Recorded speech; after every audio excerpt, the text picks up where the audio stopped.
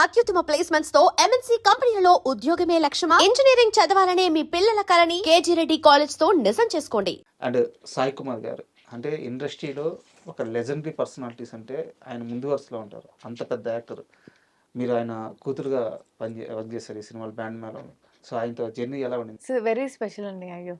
ఆయన అంత పెద్ద యాక్టర్ పక్కన అదే వాళ్ళ కూతురుగా చేయడం చాలా అనిపించింది. అండ్ చాలా స్వీట్ ఆయన. ఎప్పుడు పాపం రోజు రోజు కాదు ఎవ్రీ ఏ సెలబ్రేషన్ వచ్చా హ్యాపీ హోలీ ఇవన్నీ పెడుతుంటారు. అండ్ ఆల్సో సినిమా చూసి కూడా మాకు టెక్స్ట్ చేస్తూ ఉంటారు. అండ్ కోర్ట్ తర్వాత నాకు ఆయన కాల్ చేశారు. కాల్ చేసి చాలా బాగా చేసావమ్మా. సో అండ్ సెట్ లో ఏదన్నా మంచి మూమెంట్ ఉందా? అసలు బ్యాండ్ మేళం సెట్ అంతే ఫుల్ ఫన్. ఎందుకంటే ఫుల్ ఫ్రెండ్స్ క్యారెక్టర్స్ కానీ మేమంతా చాలా ఫుల్ ఫన్ ఉండే. సో యాక్టింగ్ కొంచెం తక్కువ ఎక్కువ ఫన్ ఉండే. సో అలా చాలా జాలీగా అయిపోయింది. అండ్ మీకు ఈ మూవీకి సంబంధించిన మార్కెట్ ఎంత అవుతుంది? ఈ లెక్కలు ఏమన్నా తెలుసా? అసలు ఏమీ తెలియదు. ఓటీటీ ఎంత అమ్ముడుపోతుంది అసలు ఏమన్నా తెలుసా? అవన్నీ తెలుసు కానీ ఏంటని నేను కనుక్కున్నాను. ఓకే. అండ్ మీ మూవీ ఫంక్షన్లోనే బాబీ గారు నీతో ఒక మాట అన్నారు. నువ్వు త్వరగా పెద్ద అయిపోతే నీతో నా లవ్ స్టోరీ తీయాలని ఉంది. ఎందుకు అంత స్పెషల్ మూమెంట్ బాబీ గారికి? అంటే బ్యాండ్ మేళం వ్యాలంటైన్స్ డేకి ఫస్ట్ సాంగ్ రిలీజ్ చేద్దాం అని అనుకున్నాం. దానికి పోస్టర్ కూడా వేసాం. బట్ సడన్ గా కోన వెంకట గారికి ఒకటి స్ట్రైక్ అవుతుంది. ఏదైతే శివ నిర్వాణ గారు డైరెక్ట్ చేసిన నిన్ను కోరి సినిమాలో ఆ ఫస్ట్ గ్లిమ్స్ ఏదైతే రిలీజ్ చేశారో అది ఇప్పటికీ చాలా మందికి గుర్తుండొచ్చు. ఇది అమ్మాయిలంతా ఇంతే బ్రదరు, అన్ని అలవాట్లు ఉన్నోని ప్రేమిస్తారు, ఏమీ అలవాట్లు లేనని పెళ్లి చేసుకుంటారు. అది ఎందుకో సడన్ గా స్ట్రైక్ అయింది.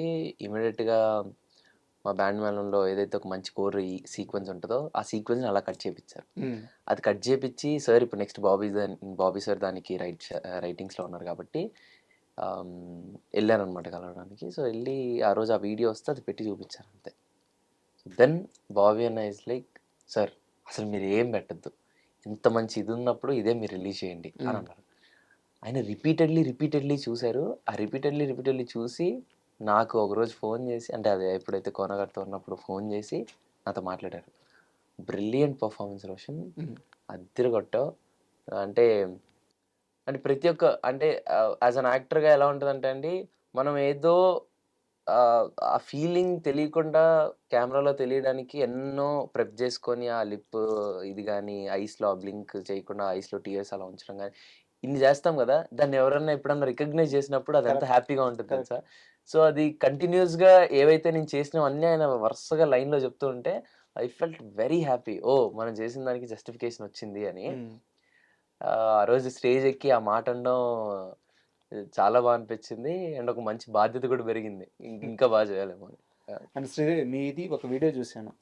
మీరు బ్లాక్ డ్రెస్ వేసుకొని బ్లాక్ స్పెట్స్ పెట్టుకొని ఎయిర్పోర్ట్లోనూ సంథింగ్ ఎక్కడో నడుచుకుంటూ వెళ్తా ఉన్నారు. అది బాగా వైరల్ అయింది. బట్ దాంట్లో మిమ్మల్ని చాలా మంది లవ్ చేశారు, బ్యూటిఫుల్ కామెంట్స్ పెట్టారు. కొంతమంది మాత్రం బ్యాడ్ కామెంట్స్ పెట్టారు. లవ్ ని ఎలా తీసుకుంటారు, హేట్ ని ఎలా తీసుకుంటారు? నేను అసలు కామెంట్స్ చూడలేదండి. బట్ వీడియో అయితే బాగా వైరల్. యాక్చువల్లీ అసలు నేను బుర్ర పని చేయలేదేమో తెలియదు. బట్ నేను బయటకు వచ్చి ఎయిర్పోర్ట్స్ ఉన్న ఫోన్ తీసుకున్నాను. అది అసలు వాళ్ళు రికార్డ్ చేశారా ఏం చేస్తున్నారు అసలు నాకేం అర్థం కాలేదు. చాలా అంటే కొత్త వస్తున్నాను, నేను చూసాను వెళ్ళాను.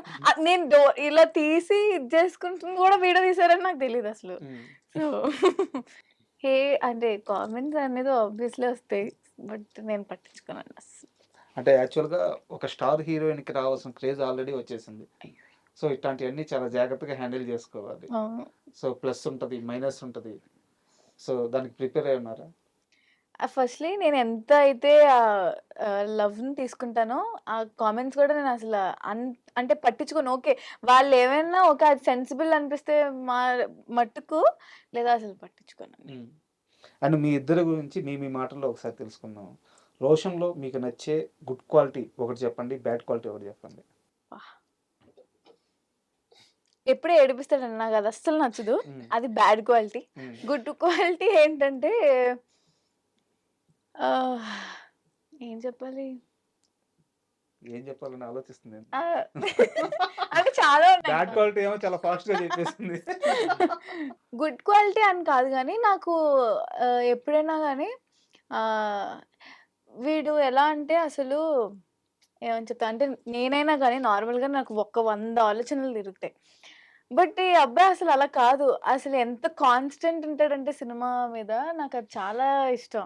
అంటే ఆ సినిమాలో మీరు ఇంక పిచ్చోడయిపోయినట్లా ఉంటాడు. సో, ఉమ్, అది నాకు చాలా ఇష్టం. అంటే అన్నీ పట్టించుకోడు అసలు. అంటే అన్నీ హార్ట్‌కి తీసుకోడు. సో, సినిమా, సినిమా, సినిమా అది ఇష్టం నాకు. సో, చాలా ప్యాషన్ టువర్డ్స్ ప్యాషన్ చాలా పర్టిక్యులర్‌గా ఉంటాడు. సో, అది చాలా ఇష్టం నాకు. థ్యాంక్స్. సోషల్ నీట్ అన్న. బేసిక్‌గా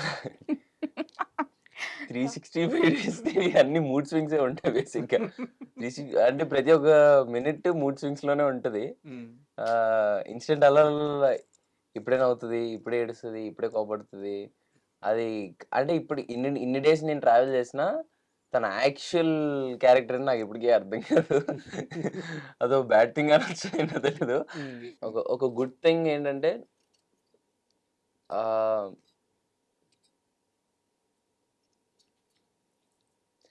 తనతో ఉన్నప్పుడల్లా వెరీ పాజిటివ్‌గా ఉంటదండి. ఉమ్, ఇంకా లైక్ వెరీ పాజిటివ్. ఆ వైబ్స్, ఆ ఆరా అంతా మన చుట్టూనే ఉన్న ఫీలింగ్ వస్తది. ఉమ్. ఎప్పుడు అలా నవ్వుతూ తింగరగా చేస్తుంటది కాబట్టి ఇంకేడిపియడం అలా నవ్వొస్తుంటది. అది బ్యాడ్ థింగ్ అంది కాబట్టి అలా తింగరగా ఉంటే నాకు ఏం చేయాలో అర్థం కాదు కదా! So, yeah! అండ్ బ్యాండ్ మేళం మూవీ ఫస్ట్ మనం అందరూ అనుకుంది ఏంటంటే మార్చి 13th రిలీజ్ అవుద్ది అని చెప్పేసి. ఇప్పుడు డేట్ పోస్ట్ పోన్ అయింది. భయంగా ఉందా? ఏం ఆలోచిస్తున్నారు డేట్ పోస్ట్ పోన్ అవ్వడం? మా మైండ్ ఇంకా ప్రాసెసింగ్‌లో ఉందండి. అంటే రేపేం మారుతదో కూడా తెలీదు. సో, మేమేం ఫిక్స్డ్‌గా లేము. బట్ 26థ్ ఇస్ ఫిక్స్డ్. బట్ మీ ఇద్దరికి అంటే మీరు చెప్పిందే ఇద్దరికి పవన్ కళ్యాణ్ అంటే విపరీతమైన ఇష్టం కదా? Hmm. పవన్ కళ్యాణ్ సినిమా వల్ల మీ సినిమా పోస్ట్ పోన్ అయిందా? అది కూడా ఒక రీజన్. ఎందుకంటే ఉస్తాదు ఉస్తాద్ భగత్ సింగ్ 19th వస్తుంది వస్తుంది. కాబట్టి. అది నాకు తెలిసి నిన్ననే జరిగినట్లున్నట్టు ఉమ్, డేట్ షిఫ్ట్. అవును. బట్ ఈ డేట్స్ గురించి ఒకటే అండి. మీ ఫస్ట్ టైం 13 అని అనుకున్నాం కదా! సో, సడెన్‌లీ అది ఎందుకు షిఫ్ట్ అవుతుంది? దేనికి రీజన్ అసలు ఐడియా లేదు బేసిక్‌గా. ఉమ్, బట్ కోన గారు కాల్ చేసి ఇప్పుడు మనం వెరీ రెండరింగ్‌లో ఉంది కదా! బట్ అది మాకు కూడా ఎగ్జాక్ట్ క్లారిటీ మాకు లేదు. ఉమ్. ఒకవేళ ఫిక్స్ అవుతే అది కాల్ చేసి కోన గారు చెప్పారు. ఇండియా చెప్పిన దాన్ని ఒరిజినల్ డేట్ బట్టి మార్చ్ మార్చ్ 26. 26థ్. అంటే డేట్ మీకు మంచి డేటే అనిపిస్తుంది అంటే మాదేం లేదంటారా? అంటే ఏది జరిగినా మన మంచికే. ఉమ్, సో, మేము ఆ రాముడి వారి ఆశీస్సులతో అండ్ మామూలమ్మ తల్లిని అడిగారు యాక్చువల్లీ. కరెక్ట్. Very true. మీరే డేట్ ఫిక్స్ చేయండి అని చెప్పి. ఎందుకంటే నేను మొన్న రాజమహేంద్రవరం మొత్తం అయన్నీ తిరుగుతున్నప్పుడు భీమవరం కూడా వెళ్ళాం. భీమవరం వెళ్ళినప్పుడు మా ఊళ్ళమ్మ తల్లి గుడి చాలా ఫేమస్ భీమవరంలో. ఉమ్, సో, అక్కడ మేము దండం పెట్టుకుంటూ కొనగారు అడిగారంట, అమ్మ మీరే ఏదో ఒక డేట్ ఫిక్స్ చేయండి. ఇది ఏ డేట్లో ఉండాలో అర్థం కావట్లేదు. మీరే ఒక డేట్ ఫిక్స్ చేయండి అని అన్నారు. సో, ఆ అమ్మ రాముల వారి కళ్యాణం రోజు రమ్మన్నట్లున్నారు. అందుకే మేము మార్చ్ 26న వస్తున్నాం. సూపర్.